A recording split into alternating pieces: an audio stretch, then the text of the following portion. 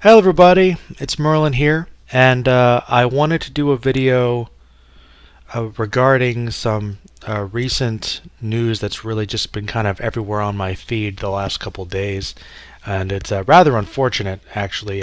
And when it comes to, I guess, any kind of online drama or really anything like that, I've tried to keep my channel usually out of it for the most part. Um, but This topic was just about something that really had a profound influence on me for a long time, and that's regarding the issues at Channel Awesome. You've got the whole hashtag of change the channel, and I mean, there's been little reports here and there of problems with the site and the people there over the past number of years, but more events have come to light recently regarding a lot of the issues. And it's actually kind of sad. I I actually had a lot of passion today thinking about it. Like, wow, I really want to talk about this, but it sucks because it's about something that's really sad and negative. And it's just kind of, I mean, most people probably know now. Channel Awesome has had a lot of kind of shady and just unprofessional business practices with a lot of the creators there, a lot of the producers over there over the years. Um, and I find that very saddening. And I guess I haven't really talked about it too much on this channel, but I feel like this is as good a time as any because, uh, well, in a way, Nostalgia Critic, Doug Walker, and a lot of the people over there were kind of an inspiration for me creating videos online and making my own YouTube channel. Though I think my style of video is being a bit more analytical and academic in style, I like to think more along the lines of people that are also associated with the site, like SF Debris, Renegade Cut, Browse Held High, a little more along those lines, but a little bit more serious, less comedic, I guess. But even so, I still loved a lot of the people over there. And actually, funny story, I guess because it's a little bit of a retrospective until I eventually get to my point here. But I discovered Channel Awesome, I think, at about 2009, 2010, and actually I discovered them kind of by accident without knowing first because I saw this video online. It was Linkara's top 20 comics that I'll never review, which is the first video of anything Channel Awesome related I ever saw. So I actually found Linkara first, but I didn't know that video was associated with anything. I didn't really follow his other stuff.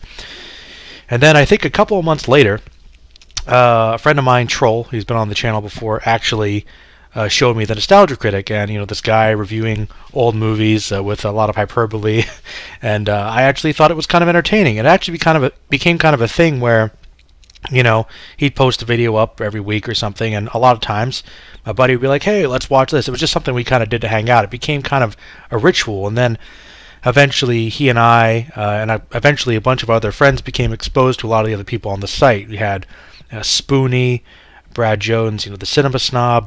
There was Obscurus Lupa, Mars Girl, Todd in the Shadows, Nostalgia Chick, it's Lindsay Ellis, and a couple of other people I mentioned before.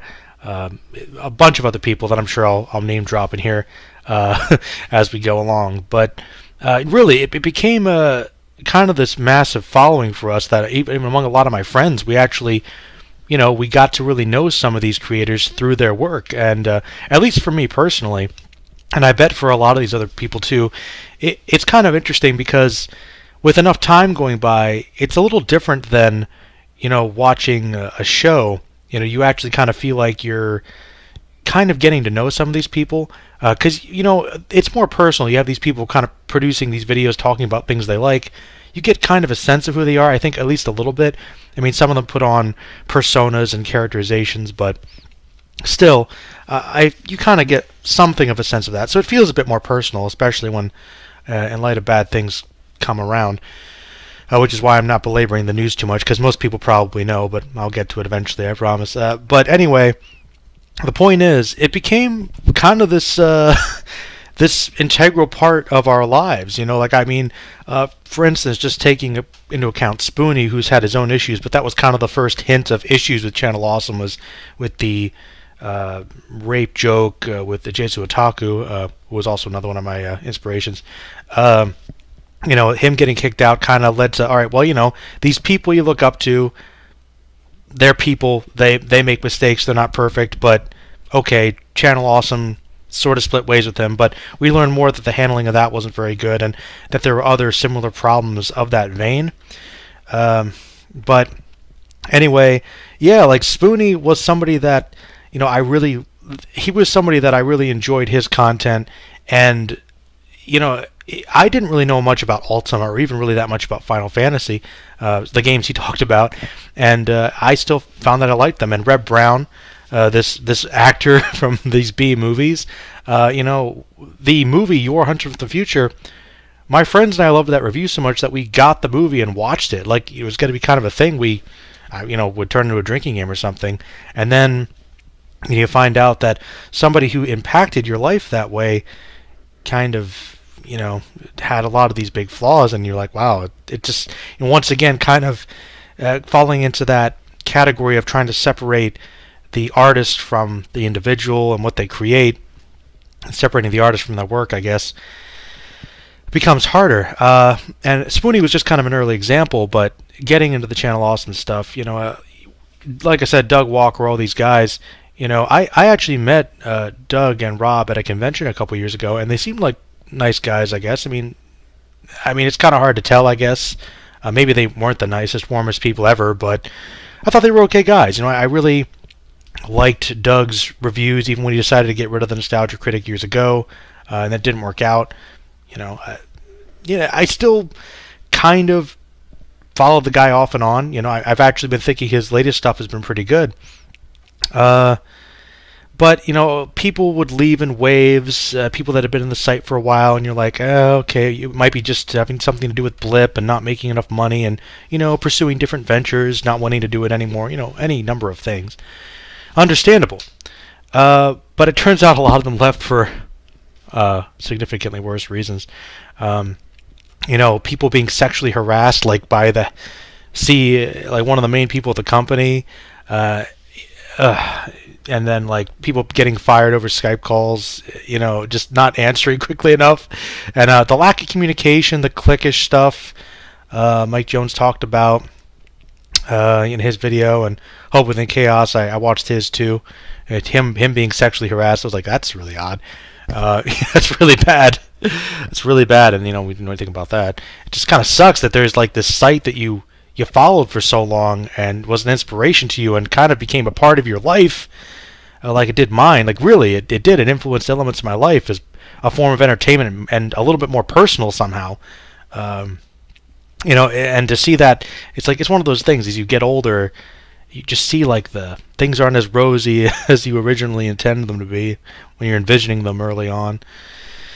People mess up, and but that's the thing that really got me the most, actually. The thing that really got me, I guess tying it a bit more personally into me, was it was just like the firing for no reason, and all the sexual harassment stuff, and forcing people to do the weird rapish scenes, and just sexism, and all these just bad things, and just that was all stuff I thought was bad. But the thing that really struck a chord with me the most, that made me really disappointed, for some reason, I don't know why, but actually the reason why I felt like I had to make a video about it was because one of the things in the document that was produced by a lot of the creators that left was, one of the grievances was that, I guess after Jew Wario, he committed suicide, which is still kind of one of the more depressing things. Like literally one of those creators committed suicide, and I'll admit I didn't follow him that much, but every time he was in a crossover video or he was in the specials in the movies, I thought that was fun. Like, my friends and I, we got the movies, we watched them. That's all. My group of friends, we were a big fan of the channel, a lot of the creators there. And Jew Wario seemed like a cool guy, and he had that tragic thing that happened to him. That was terrible. Really was. I still think it's sad, of course. And apparently there was some small-time contributor that wanted to do like a tribute video to him. And apparently, I guess the main person of the company, this Mike Bouchard guy, told him no, or encouraged him not to do it. And, and just said like, I guess it was implied, oh, we'll let the bigger people take care of it. Like, the logic of that didn't make sense to me because, okay, like this guy he admired or maybe was a friend of his, he's grieving. A lot of people at the site were probably affected by it, and you're telling him no because it wouldn't get that many views or get that much ad revenue. Like, that just sounded so cold to me. It sounded so cold to me. Like, and I can. I mean, a lot of people probably did tribute videos, if I remember correctly, or did something nice for him. But who's to stop anybody from making their own thing? Like, discouraging somebody from doing that because they won't get the attention. I was thinking, like, if I was in that guy's position or that girl's position, whoever it was, and I was like, hey, I'd like to do this, and they were like, no, don't bother. Like, we don't want your sympathy, voicing your sympathy for like this person dying. Like, that was just, I thought that was horrible. Like, that just sounded terrible. I can't even verbalize it. It sounded, I just couldn't believe it. That was just terrible. Like, literally, like, I got kind of sad about it. It's like, see, I'm losing here. I'm like that enraged me because I was like, I could see myself being in that situation. How hurt I would be to say, like, your contribution doesn't matter because you wanted to make a tribute to a friend, and it's not that was terrible. Like, talk about like the hierarchy. That was bad. I mean, I guess maybe that's not technically as bad as the sexual harassment and all that stuff. Apparently, like this, they just treated their PR girl terribly. It's just like all this. That was just one thing that stuck out to me. But like, there's just all this bad stuff coming from Channel Awesome, and it's like I said, it's something that I've been following the site for like probably 8-9 years, close to 10 years, and it's been a big part of my life, and it's just a shame that all this bad stuff is going on behind the scenes. And the thing that really bothered me the most is all this stuff was happening. And even if this guy has more control of the site, and I know it's a business, obviously, but Doug and Rob, especially Doug, they're the face of the company, and they are one of the main people there, and they let a lot of this stuff go on. It's just disappointing. Like, it makes me think, I mean, I know that it becomes a business, and everybody's trying to make it out for themselves to some degree, but they just mistreated everybody so badly, and I mean, maybe it's just that disillusionment that I'm having because growing up, it was so simple when I was younger. Thinking of these people as just, oh, they're a bunch of people getting together, making videos, and it's all fun and cool, and it's silly, whatever. It's awesome. Like, that's cool. They're all friends, and it's all great, and then it's a business, and it's has a lot of elements of bad business. It got so bad that a lot of those people that got started there just left and have a lot of these bad feelings. And it's just, as a fan and as a long time, I mean, I don't want to say, I guess I was about to say a long time fan, and I guess technically as a contributor, like I was on that Guy with the Glasses website as a member. I'm on Channel Awesome. I actually looked at my account today. I was like, yeah, I technically was there. I posted videos there. I think I blogged there a little bit, promoted some of my stuff, and I remember actually the only real bad thing I can say about Channel Awesome from my personal experience is so minor, but I did try to promote my channel there a couple of years ago. I was when I was trying to really like boost things up, like after I made the site and started doing the Patreon stuff a little bit more, and I was like, yeah, I'll just try to, I'm part of Channel Awesome, I'll see if I can get in there. And I remember I was like posting my videos everywhere. I guess technically I was spamming, and this one guy just said that he'd like ban me forever if I spammed, and I was like, wow. I mean, and yeah, I guess maybe I overdid it. I don't know, but I never posted anything at Channel Awesome again because that my first real response from anybody there was just like maybe their impression of me was bad, but it was just kind of like, you know, F you essentially. And I was like, well, that's not very warm or anything. Like, you could have just said, hey, yeah, please don't do that. Refrain from doing that. That's fine. It was just like, if you ever do that again, you're banned forever. And I'm like, well, I'm literally just getting started here, and I need to promote my stuff. So even on that onset, that was a couple years ago, and at that point, everyone's saying it was all about Doug, and he stopped thinking about everyone else. And I do remember that site, so it's kind of difficult to find anyone else there. So, to kind of have people there and to say that they were paid with exposure and not with actual money at all, and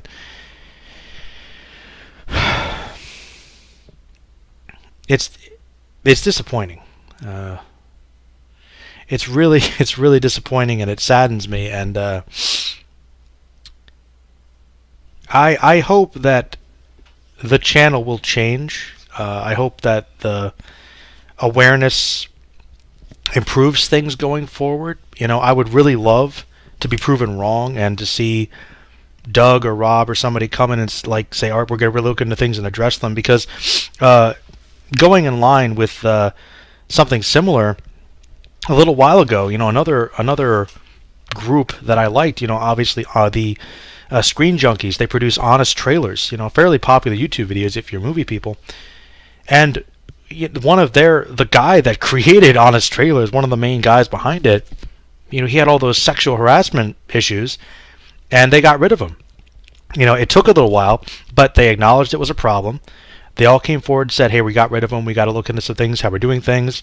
We're going to move forward. We're going to try and kind of do things differently, create a whole new era. And sure enough, things moved on. Honest Trailers is still great, and as far as I know, there's no more issues. So it seems like things are, getting the ball rolling in a more positive direction. And that's Honest Trailers. They handled it, and it sucked. And I remember thinking, wow, that's really disturbing that, one of the guys there had those problems, and it sucks. But they didn't let it destroy their channel, because of one bad egg. The problem is, I don't know if it's more than one person that's the problem over there. And maybe, I don't know. The thing, when you get right down to it, I wasn't there. I don't know exactly what happened. I think a lot of it is hearsay, to a certain extent. That's why I typically don't speak up about these things, but I have to believe that so many people coming forward with these issues, there must have been real problems. And it is disappointing because,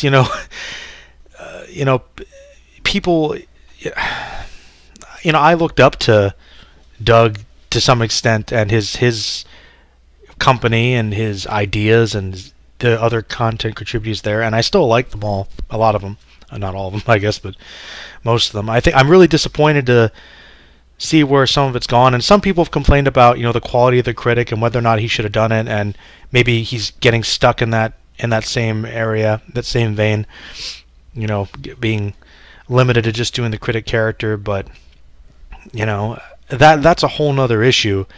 And I mean, it'll be tough to go forward with this. I mean, I feel like if they don't really acknowledge it and try to make some real changes, it could potentially damage the site significantly from here on in. I mean, and even if they do acknowledge it, it's still going to be tough. Is he going to lose money? Probably. But if you do the right thing and you show that effort, people will like you as a person, and they'll be more likely to follow along with your work, regardless of whether or not it's Nostalgia Critic. Like, if he no longer has rights to that character and he can't do it anymore, but he just says, hey, I'm going to make a channel and and I'm departing from it, I want to do my own thing, make things right, be Doug Walker, maybe collaborate with other people, try to make things right, and do his own videos, similar style, maybe just change the character, but it's the same thing. I mean, literally, something else. I think he could break free from it. I don't know, maybe that's naive. Like I said, I don't really know these people. I can say, it really, like I said, it really saddens me, and I'll try not to ramble on much longer, but I really wanted to get that off my chest. And I do say, yeah, if you've been a fan of Channel Awesome for a long time, maybe, if you don't want to support certain elements of it, that's fine. But, I don't think a lot of people are to blame for it. Like, a lot of the people that have left the site, you can follow along with them. There are a lot of great content contributors there. I do want to just shout out a couple people I believe I know that are connected that I have talked to before that are good people. They seem like nice people. They're hardworking, trying to do their thing. They're creating some fun stuff. I mean, there's Mars Girl.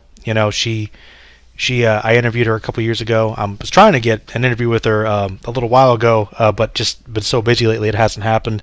Hopefully again, I don't know if she'll want to talk anymore with all this stuff going on. I wouldn't blame her. But Mars Girl, she makes a lot of interesting reviews, a lot of focus on animation. I think she's doing a lot of Kamen Rider stuff, a lot of video game stuff. Check out her stuff. And there's Maseko X. I don't know if he's more of a Team 4-Star affiliate, but I think his stuff's on there. He's a good guy. Talked to him before. Of course, Dragon Ball Z Bridge is great. You can support his stuff.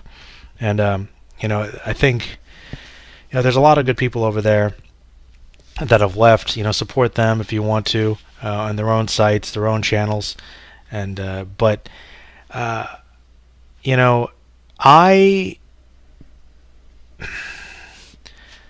I have never been affected by something like this so much that I think I'm gonna have to refrain and boycott the content a little bit. Like this is really weird because I never like do anything like this. Really, I really don't. It's it's very rare for me, but I unsubscribed to Doug's channel. Like I was subscribed to him, to Channel Awesome, and I unsubscribed, and I'm not gonna watch any of his videos until I see something, some kind of apology, some kind of change, because there was just so much bad stuff attached to all this, and I know there's a lot of good videos that are made by a lot of these people, by Doug and Rob, that I do appreciate, but like if I got to see a more human side to this, that you actually cared about the people you worked with. I have to hear, I have to see that.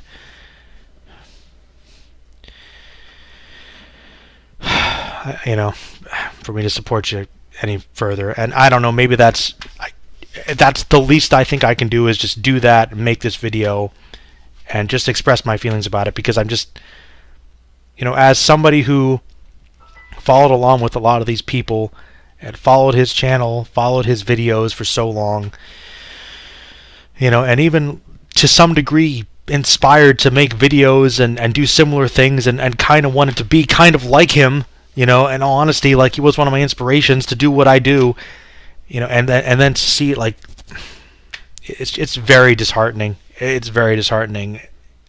It's like, I don't know, guys. Well, I don't know if anybody on the channel is going to care, but that's a little bit about my thoughts about Channel Awesome in the past and where we are now. And maybe I'm wrong. Maybe it'll be like, it was all, it was just a big misunderstanding, and Doug didn't know anything about it, and Rob didn't know anything about it, and it's probably not the case. But like I said, hopeful for some kind of change. I'm gonna sign off now. I'm going to see if I can get myself into a better mood, because it's been kind of a rough week.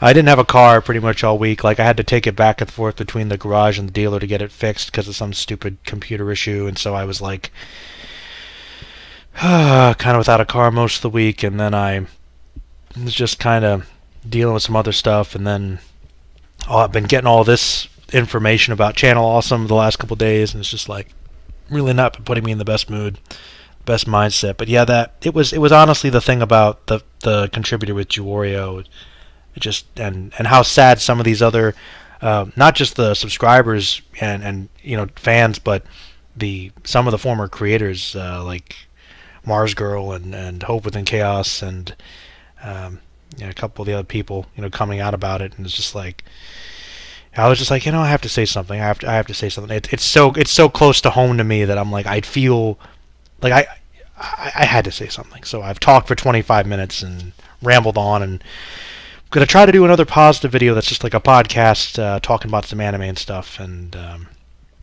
yeah, but this kind of makes me reevaluate a lot of things So maybe even about my own channel. So more on that later, I guess.